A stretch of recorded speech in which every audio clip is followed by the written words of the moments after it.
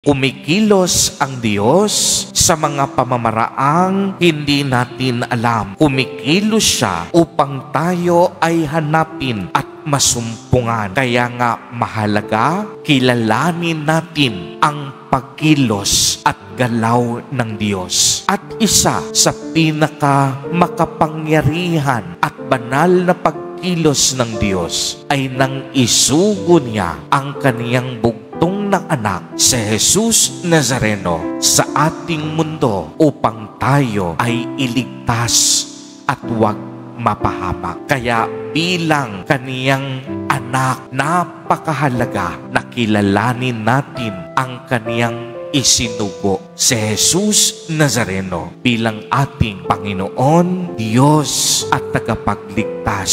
Yakapin po natin ang kaniyang mabathalang awa at pagkalinga. Amen. Purihin at dakilain natin ang ating Panginoon, ang mahal na poong Jesus Nazareno.